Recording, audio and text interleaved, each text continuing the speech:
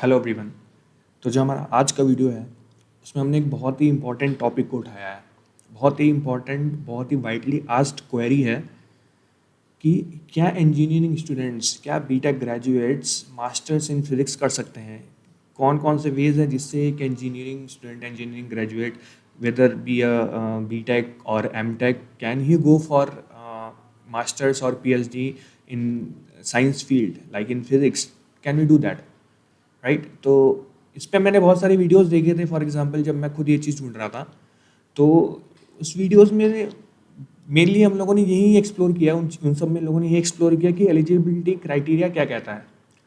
तो eligibility criterias websites पे जो लिखे होते हैं उसमें लिखा होता है कि ठीक है, आपको इतने नंबर ऑफ फिजिक्स सब्जेक्ट्स आपने बैचलर्स में अगर पढ़े हैं या इतने number of mathematics subjects courses आपने किए हैं तो आप एलिजिबल हो।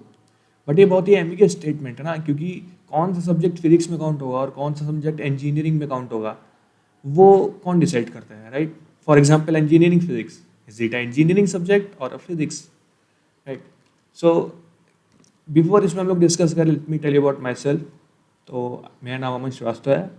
मैंने बीटेक इन एरोस्पेस इंजीनियरिंग की है और मैंने मास्टर्स इन फिजिक्स की है आईआईटी जोधपुर से, राइट। तो इस वीडियो का आंसर तो तुमको अभी मिल गया है कि can we do that. So the answer is yes, we can do that, okay. But काफ़ी टेढ़ा मेढ़ा रास्ता है, राइट। जितना इजीली इन्होंने स्टेटमेंट्स में लिख रखा है एलिजिबिलिटी क्राइटेरियाज में, और जैसे एक नॉर्मल बीएससी स्टूडेंट्स आराम से मास्टर्स कर सकता है, उतने स्मूथली हमको शायद एडमिशन ना मिल पाए, कई कई जगह पे हम एलिजिबल ना भी हों, ठीक है। तो उसको हम लोग थोड़ा इसमें एक्सप्लोर करेंगे। तो पहले देखते हैं कि जो मास्टर्स के लिए एग्ज़ाम होता है, ठीक है, तो कौन कौन से हैं। तो मान लो कि तुम बीटेक ग्रेजुएट हो और तुमको एमएससी करना है, ठीक है, you are planning for MSc in physics, right. तो what are the exams where BTech graduates are eligible. So for MSc there is exam called IIT JAM, right. काफ़ी लंबा नाम है, Indian institute of technology joint admission test for MSc, right.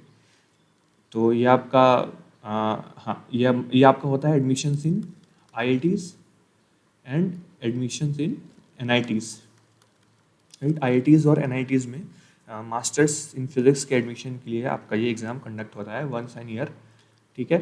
तो आपको ये exam, हाँ, आप एलिजिबल हो इस एग्ज़ाम को लिखने के लिए। फर्स्ट ऑफ ऑल इनके एलिजिबिलिटी क्राइटेरिया में थोड़ा एम्बिगियस स्टेटमेंट एग्जिस्ट करते हैं कि इतने number of physics, 4 physics subjects and 2 mathematics subjects, ऐसे थे।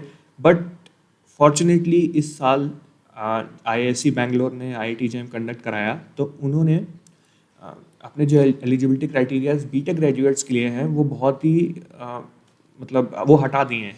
तो वहाँ पे एलिजिबिलिटी क्राइटेरियाज में आपको बीटेक में लिखा होगा any branch from BTech, something like that. और उसमें उन्होंने कोई minimum number of physics and maths के सब्जेक्ट्स की डिमांड नहीं की है, जो उन्होंने अपना ब्रोशर निकाला है 2021 आईआईटी जैम का। तो इस साल काफ़ी रिलैक्सेशन मिल गया है एमएससी एडमिशन्स के लिए बीटेक ग्रेजुएट्स को, ठीक है, आईआईटीज़ में भी एनआईटीज़ में भी। लेकिन ये तो पेपर वर्क है, राइट। अब थोड़ा रियलिटी चेक करते हैं। तो एडमिशन प्रोसेस पहले जानते हैं कि आईआईटी जैम आपने एग्ज़ाम लिखा, आपकी एक अच्छी रैंक आ गई, आपने लास्ट ईयर के कट ऑफ्स देखे, आपने कुछ कॉलेजेस आईआईटी शॉर्टलिस्ट किए, राइट। मान लो आपका रैंक आता है फॉर एग्जांपल 120, तो आपने शॉर्टलिस्ट किया Kanpur, just saying Delhi, may be Madras, right. आपने ऐसे कुछ 3-4 शॉर्टलिस्ट कर लिए और आपने अप्लाई कर दिया, ठीक है। उसके बाद आपने सारे आईआईटीज़ भी भर दिए। अब क्या होता है कि आपने जो जो कॉलेजेस में अप्लाई किया उन कॉलेजेस में भी एक आईआईटी जैम की कमिटी होती है। वो मोस्ट प्रॉब्ली फिजिक्स के ही प्रोफेसर्स होते हैं या केमिस्ट्री के ही प्रोफेसर्स होते हैं, मैथ्स के ही होते हैं, अपने अपने डोमेन के प्रोफेसर्स ही होते हैं, जो इस लिस्ट से जाते हैं और डिसाइड करते हैं whether that student is eligible और नॉट, राइट। तो फिर क्या होगा कि they will have your list, they will check. तो कुछ आईआईटीज़ में there is a slight chance, right, because आप एग्ज़ाम लिख सकते हो और आपका एडमिशन होगा इसकी श्योरिटी आपको आईआईएससी बैंगलोर ने, और उसने ये भी लिख दिया था कि from now onwards, that means future के फ्यूचर एग्जाम्स में आपको इशू नहीं होगा। लेकिन ये जो सेपरेट आईआईटीज़ की कमिटीज़ होती हैं, they have the right to reject और accept the candidate based on their what should I say, the number of subjects or based on their degrees or the number of courses that person has done. ठीक है।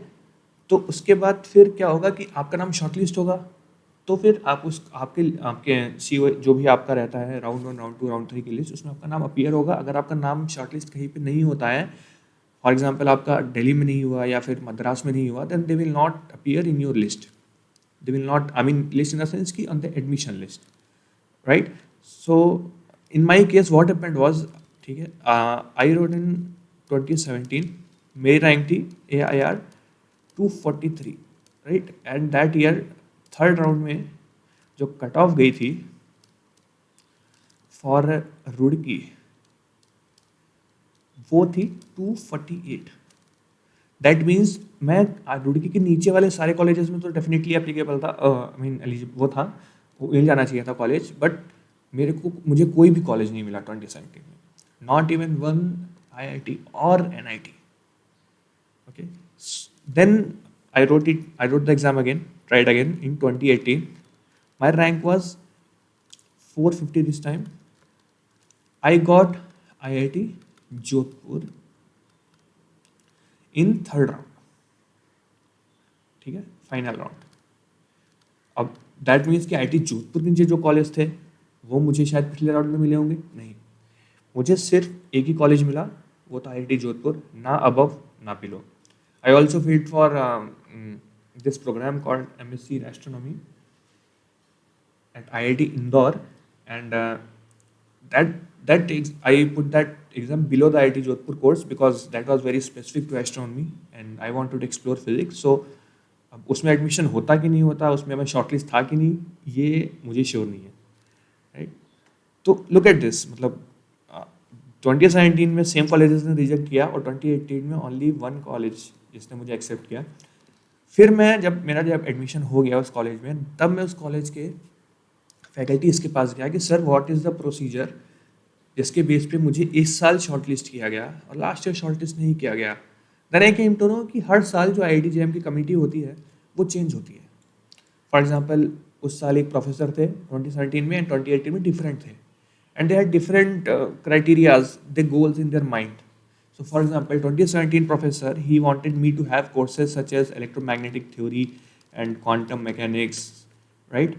Why in 2018 the professor just knew that he believed that BTech graduates can also perform good if they are willing to, right? So he was very relaxing, he gave a lot of relaxation in the eligibility criteria, while the professor in 2017 did not.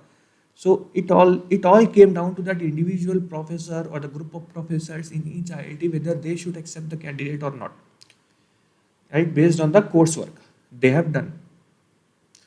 Okay, तो अब थोड़ा थोड़ा scary stuff हो गया, right. Then don't worry, अब ये तो पास था, राइट। अब क्या हुआ था उसके बाद फिर 2019 ऑनवर्ड्स आपके काफ़ी IITs ने, ठीक है, बहुत ज़्यादा ही रिलैक्सेशन दे दिया। तो 2019 के बाद काफ़ी IITs में, in fact in IIT Jodhpur also and IIT Bombay, Madras, as I can recall, तो दे ऑल्सो, बॉम्बे तो ऑफकोर्स हमेशा BTech लेता था, एंड बहुत सारे ओल्ड IITs एंड कुछ न्यू IITs, बाकी सारे IITs तो नहीं पता बिकॉज जिस IITs में इंजीनियर्स थे आई कैन टेल दैट, तो उन्होंने भी काफ़ी रिलैक्सेशन दे दिया।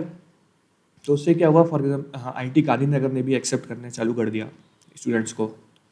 2019 में भी उन्होंने इंजीनियर्स लिए, फॉर एग्जाम्पल एक को लिया जिसने BTech in I think chemical किया था, right. He got into masters in physics, तो इतने ज़्यादा रिलैक्सेशन दे दिया। तो 2019 ऑनवर्ड्स थिंग्स आर, मतलब काफ़ी रिलैक्सेशन हो गया है। तो उसके बाद, तो फॉर एग्जाम्पल अगर आप फ्यूचर में अभी अप्लाई करोगे IIT JAM के through, right, then you have a very high chance of getting a master's in a good college. Just to be on safe side, I would request you to work hard, get a good rank so that you can apply to a lot of colleges, right? अगर आप एकदम नीचे की list में हो और for example आप एक या दो ही कॉलेज में एलिजिबल हो और उसमें कुछ हो गया issue, there professor were not satisfied with the course work you have done, then there would be some, then you would be little disappointed.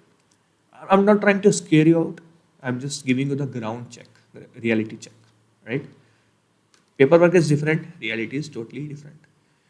उसके बाद आपने मास्टर्स के हो गया, अब MSc में और क्या कर सकते हो आप, सेकंड ऑप्शन रहते हैं आपके central universities. not all of them, but many central universities as well as private colleges. ठीक है, काफ़ी सेंट्रल यूनिवर्सिटीज़ हैं, काफ़ी प्राइवेट कॉलेजेस हैं जो बीटेक ग्रेजुएट्स को एक्सेप्ट करती हैं। उनकी एलिजिबिलिटी क्राइटेरिया में मेंशन होगा like you should have a bachelors, ठीक है, you should have a bachelor's in something like that. They will mention, maybe they will ask you somewhere places, maybe they will ask you like if you have a BTech, it should be in CSE or MEC, something like that they will ask. In other places they won't. तो for example central university जैसे एक है Pune university, यहाँ पे आपका private मतलब यहाँ पे जो आप कॉलेजेस का इंट्रेंस एग्जाम होता है, यहाँ पे बीटेक ग्रेजुएट्स एलिजिबल है, तो you can try that. After that, then the second thing comes is, for example, like you have plans to do PhD in India, and you are thinking, okay, like we have a BTech, and MSc is equivalent to BTech, so why don't we try for a PhD, right? Or whether we are eligible for PhD. So if you have a BTech, then you can not for direct PhD, but you can apply for, you have high chance of getting selected for integrated PhD. Right? Integrated PhD means MSc plus PhD. इसमें 1 साल या 2 साल का course work रहेगा followed by PhD. तो integrated PhD के through आप कैसे कैसे आ सकते हो, मतलब कैसे कहाँ होती है और इनमें एडमिशन कैसे मिलेगा. तो इंटीग्रेटेड PhD की जो लिस्ट है वो सारे रिसर्च इंस्टीट्यूट्स हैं, रिसर्च इंस्टीट्यूट्स. तो इसकी लिस्ट अगर आपको देखनी है तो आप एक काम कर सकते हो, you can go through website of JEST.org.in, I think something like that, like you just Google just physics. Yeah, you can Google JEST, just and physics. I'll tell you what JEST is. We'll discuss about that. So on that there is a list of all the colleges, not all but most of the colleges, research institutions that have a physics course work in their physics course for PhD, physics PhD program.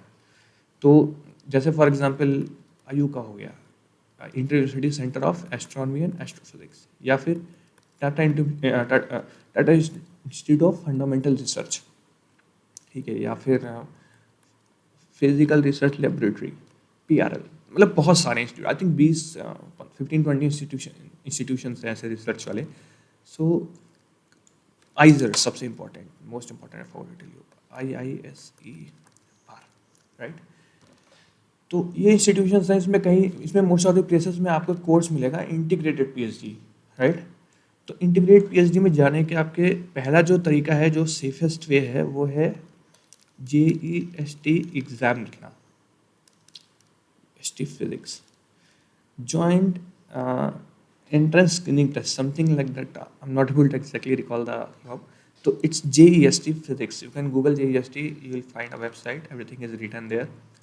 तो JEST physics क्या होता है कि इसको अगर आप qualify भी करते हो, क्योंकि इसमें काफ़ी कम लोग शॉर्टलिस्ट होते हैं, I think 300-400 for integrated PhD and 500 or 600 for your PhD programme JEST, because JEST और सॉफ्ट फॉर फिजिक्स. तो फिर इसमें आप शॉर्टलिस्ट हो, उसके बाद then you will be applying to all these institutions. कुछ लोग खुद डायरेक्टली कॉल कर देंगे, कुछ इंस्टीट्यूशंस के फॉर्म निकलते हैं आफ्टर दिस एग्ज़ाम, तो आप उसमें अप्लाई करोगे, फिर आपको इंटरव्यूज़ कॉल आएंगे, देन इंटरव्यू में ही इंटरव्यू के बेस पे आपका फाइनल सिलेक्शन हो जाएगा. तो इंटीग्रेटेड PhD आपका मेन JEST फिजिक्स जा सकते हो. और सेकंड ऑप्शन एक और है, which is not a very widely used thing, like IIT JAM. तो IIT JAM आपका IISER and also IISc, institute of science, ये भी आपका इसका स्कोर यूज़ करके इंटीग्रेटेड PhD के लिए शॉर्टलिस्ट करता है स्टूडेंट्स को, राइट. तो हो गया ये चीज़. अब हाँ, तो ऐसा रहता है आपका. तो IIT JAM के थ्रू भी आपकी शॉर्टलिस्टिंग होती है, लेकिन इसमें काफ़ी अच्छा रैंक लाना पड़ेगा.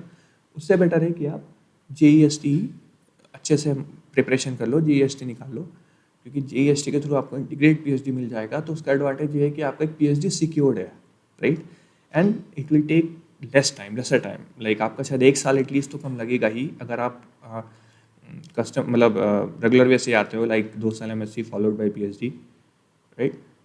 You will get a you have a secured PhD and all the research institutions are really good in India. सब अपने अपनी फील्ड में एकदम धुरंधर है, तो ऐसा भी नहीं होगा कि यहाँ पे मतलब यू आर नॉट हैप्पी और you not satisfied with the kind of research occurring there.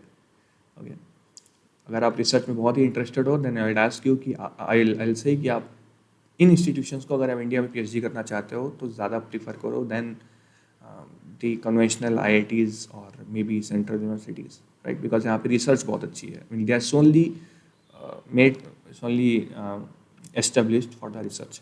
GST का एक और सबसे बड़ा जो एडवांटेज है जो रहता है वो ये है स्टाइपेंड। आपको फर्स्ट मंथ से स्टाइपेंड मिलेगा, राइट? बिल्कुल करेक्ट और आपने फर्स्ट मंथ से। आपके मास्टर्स में भी आपको जो रहेगा, मास्टर्स का जो फेज़ रहेगा उसमें भी आपको 16,000 पर मंथ स्टाइपेंड मिलेगा। उसके बाद आप जब 1 या 2 साल का जो भी रहता है इनका मास्टर्स का 2 साल आई थिंक, उसके बाद आपका जो स्टाइपेंड है वो कन्वर्ट हो जाएगा PhD में, जो भी आपका रहता है 31,000 for 2 years and followed by 35,000 for next 2 or 3 years, however the time it is. तो इसमें आपका एडवांटेज ये है। जैम और इन सब में क्या होता है कि अगर आप MSc करने जाते हो तो फीस आपको पे करना पड़ेगा काफ़ी, 2 साल तक का रहने का भी, कॉलेज का भी फीस, तो जैम काफ़ी कॉस्टली हो जाता है। और अगर आप रिसर्च इंस्टीट्यूशंस में जाते हो तो यहाँ की फ़ीस भी काफ़ी कम रहती है और पैसा तो आपको मिल ही रहा है, 16,000 रुपीज़ पर मंथ, तो काफ़ी सेविंग्स शुरू से हो जाती है और काफ़ी सिक्योरिटी भी रहती है। तो आप ये कर सकते हो। और जेस्ट के थ्रू अगर आपका एडमिशन होगा तो उसमें कोई एम्बिगिटी नहीं है। IIT जैम में तब भी थोड़ा डाउट रहेगा आपको कि यार मतलब ये कॉलेज मिलेगा कि नहीं मिलेगा, लेकिन अगर आपका जेस्ट के थ्रू एडमिशन होता है then believe me you are 100% secured of the seat, right? After that then let's go to the final thing, that for example if you have a masters, let's say you have a MTech, sorry, same color, it will be, let's say you have a MTech, right? And then you want to go for PhD in physics. Can you do that? Yes, ठीक है, definitely कर सकते हो। Physics PhD में जाने के लिए आपको इतना ज़्यादा स्ट्रगल नहीं करना पड़ेगा जितना आपको मास्टर्स में जाने के लिए करना पड़ेगा। अगर आप टैलेंटेड हो, आपको इनफ नॉलेज है, then you will be taken definitely, ठीक है। तो पॉइंट ये है कि अब ये अगर आपका क्वेश्चन ये है कि मैंने BTech किया है, MTech किया है, मैंने फिजिक्स के बहुत सारे कोर्स वर्क नहीं कर रखे हैं और इंटरव्यूज़ में अगर वहीं मुझसे पूछा जाता है तो मैं क्या करूँगा, तो क्या मेरा उस बेसिस पे रिजेक्शन हो सकता है? देखो यार, तुम्हें बेसिक फंडामेंटल फिजिक्स की कुछ चीज़ें तुम्हें पता होनी चाहिए। अगर तुमने रिटन एग्जाम क्वालिफाई किया है जिसके बेस पे तुमको इंटरव्यू में कॉल आ रहे हैं, then you must be knowing somewhat physics. Point is कि nowadays the research is so much interdisciplinary that you will not be pushed or you will not be expected to know a lot of physics. For example, if you are a computer science student and you have done something in machine learning in your masters or something like that, that's a very very important skill acquired by you. तो अगर आपको basic physics आती है लेकिन आप very strong in coding, you have a really good chance of getting a PhD in physics in different domains जहाँ पे computational का वर्क होता है।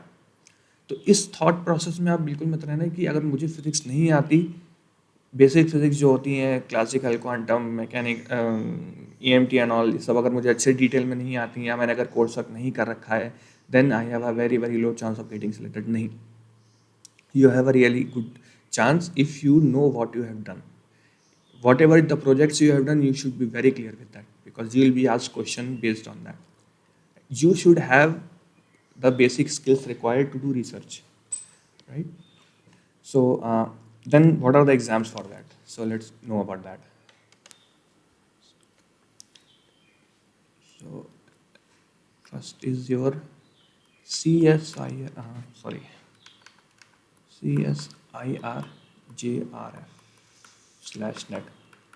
ठीक है। इस एग्ज़ाम के बारे में अगर आपको जानना है तो मैंने इस पर एक सेपरेट वीडियो बना रखे हैं, 2-3, एक छोटी सी सीरीज़ भी चालू की है, ठीक है। तो बेसिक शॉर्ट बता देता हूँ, बाकी आप लिंक डिस्क्रिप्शन में डाल दूंगा इस एग्ज़ाम के बारे में जानने के लिए। तो ये एग्ज़ाम आप लिख सकते हो, कोई एलिजिबिलिटी इशू नहीं है। अगर आपने MTech कर रखा है, इनफैक्ट अगर आपने BTech भी कर रखा है तो आप ये एग्ज़ाम लिख सकते हो, ठीक है।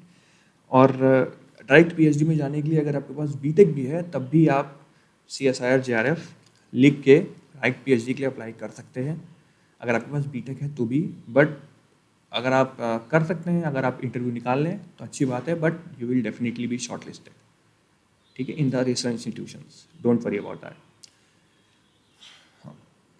Let me write BTech here also so that it becomes very clear. Whatever I will say here, वो BTech और MTech दोनों में एलिजिबल है, मतलब एप्लीकेबल है। तो yes, BTech also can do direct PhD in physics। पहला एग्जाम है CSIR net conducted by CSI UGC together. इस एग्जाम को अगर आप निकालते हो और JRF निकालना है आप, ठीक है, JRF निकालते हो, ठीक है, तो आप स्टाइपेंड खुद का लेके आ रहे हो, मतलब एक्सटर्नली फंडेड के प्रकार से आप कह सकते हो। तो अगर आप कॉलेजेस में अप्लाई करोगे then you have a really good chance of getting selected, because this is called one of the toughest exams, okay, because of the level of competitiveness in this exam. For example, so about this exam I've discussed in the video, you can know more about that. This is the first exam you can do about that.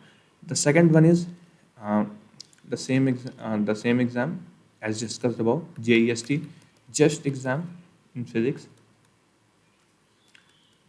This exam is also conducted, मतलब ये exam भी जो रहेगा आपका वो same exam रहता है, एक ही पेपर बनता है, उसी में JEM PSC वाले भी बैठते हैं इंटीग्रेटेड एग्ज़ाम लिखने के लिए, और MSc वाले भी बैठते हैं या MTech वाले भी बैठते हैं, ठीक है, सेम एग्ज़ाम लिखने के लिए। तो ये आपकी चॉइस रहेगी पेपर में कि आप PhD के लिए लिख रहे हो कि इंटीग्रेटेड PhD के लिए लिख रहे हो, क्योंकि दोनों के सेपरेट मेरिट लिस्ट बनती है और कट ऑफ्स अलग होते हैं और नंबर ऑफ पीपल भी क्वालिफाइड अलग होते हैं दोनों में।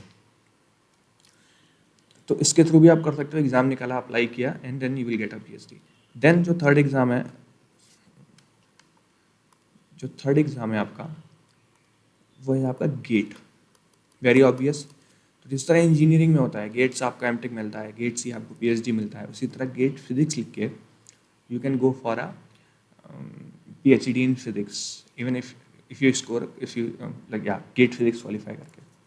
तो गेट फिजिक्स होना चाहिए। आई डोंट नो कि अगर आप गेट मैकेनिकल या CSE हो तो अप्लाई कर सकते हो कि नहीं, लेकिन मैंने ऐसा एग्जैक्टली एलिजिबिलिटी क्राइटेरिया में कहीं पढ़ा नहीं है, तो मैं स्ट्रेट नो नहीं बोलूँगा, but I will request you to go through the brochure in very much detail कि कौन से एग्जाम्स की क्वालिफिकेशंस मांगी गई हैं। मोस्ट ऑफली गेट की मांगी गई होगी, ठीक है। अब इन तीनों एग्जाम में आपका जो CSIR JRF होता है, JRF एग्ज़ाम जो है उसमें स्टाइपेंड खुद का होता है, तो अगर आप ये निकालते हो तो very very good, very very good, right.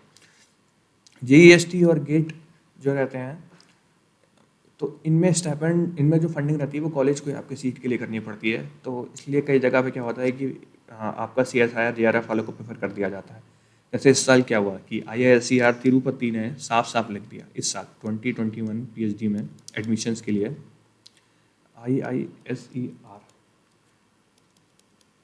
Tirupati, इन्होंने साफ साफ लिख दिया है कि भाई हम तो लेंगे अगर PhD तो वो लेंगे अपना CSIR JRF वाले लोगों को ही, क्योंकि हमारे पास फंडिंग नहीं है due to lack of funding. उसी तरह जितना मुझे याद है आइजर कोलकाता ने भी शायद लास्ट ईयर किया, हाँ लास्ट ईयर आइजर कोलकाता के शायद फिजिक्स डिपार्टमेंट ने करा था same cheese, they were only short listing for PhD only the JRF candidates. So Covid की वजह से काफ़ी फंडिंग में इश्यूज़ हो रहे हैं, तो अगर आप JRF निकालते हो well and good, JEST in GATE में भी अगर अच्छा रैंक ले आते हो आप then also there is no issues, research institutions आपको शॉर्टलिस्ट डेफिनेटली कर लेंगे, बट कहीं कहीं पे हो सकता है कि JRF को प्रेफरेंस दे दें। तो एक बार फिर से देख लेते हैं कि अभी तक हम लोगों ने क्या डिस्कस किया। तो सॉरी, सबसे पहले तो देखते हैं कि IIT JAM के थ्रू हम जा सकते हैं कि नहीं, मतलब मास्टर्स कर सकते हैं नहीं, या फिजिक्स कर सकते हैं कि नहीं, फिजिक्स में मास्टर्स और PhD कर सकते हैं कि नहीं इंजीनियरिंग से।